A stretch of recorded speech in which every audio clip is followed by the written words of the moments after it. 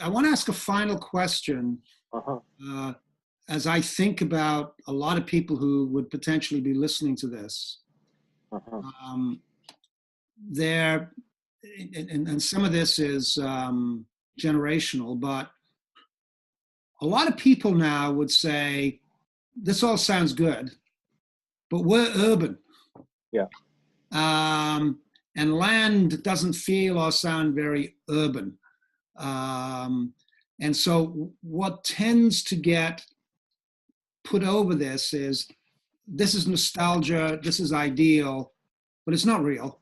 And yet, how do we speak this into an urban world, which in many ways has almost wrapped an insulator around this sense of land and belonging? Yeah.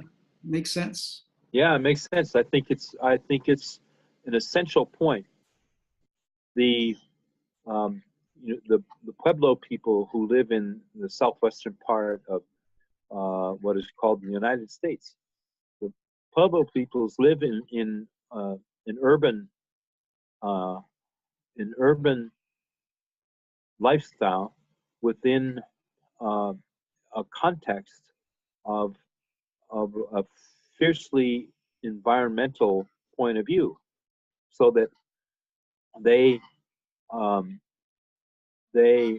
continue to have that indigenous understanding of the relationship of humanity to the land within an urban context. So it certainly says it's possible to be urban and to have this spiritual understanding of the relationship of people to land. What I think is going to happen is, to a certain extent, is happening, a renewed understanding of the relationship of land to people who live in an urban environment.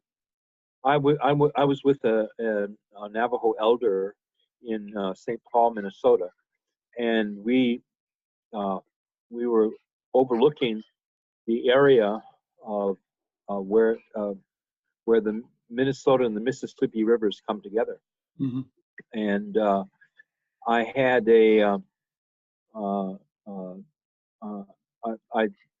I was pointing it out, and there was quite a bit of industrial development. There were a couple of freeways that you could see, cars moving to and fro. So I asked the elder what he thought of it, and he said it's beautiful. And I was kind of surprised, because I expected some more critical comment.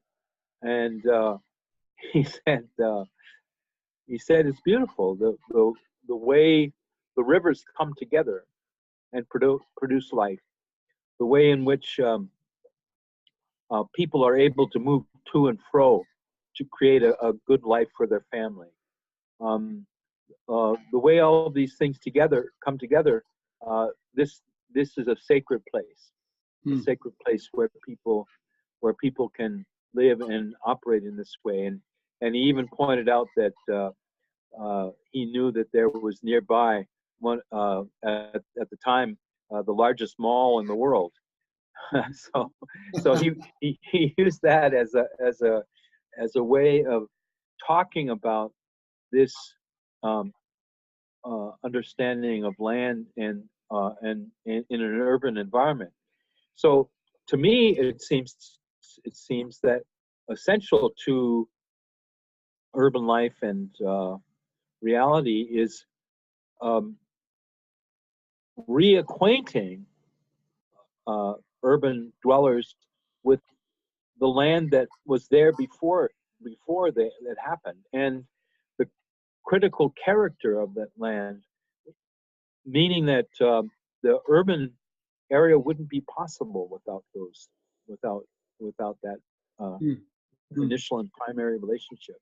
Mhm. So it's a rediscovery, an uncovering of the reality that lives, the reality of the land that lives underneath the Yeah. urban experience. Mm. That's an invitation into stories that lie waiting to be recovered again, Yes, and a way, one simple way at least, of not minimizing the realities of First Nations peoples yes. in their lives. Well, thank you so much. Thank you. This Thanks for your wisdom and for your willingness to share what are some incredibly challenging issues, particularly for us in a dominant white culture. That I sit with you and agree with you. Unless we change, there's no hope. Yes. Thank you for the hope that you've given and the stories. Thank you. Really Thank appreciate it. you. Thank you Thank so you. much. Okay.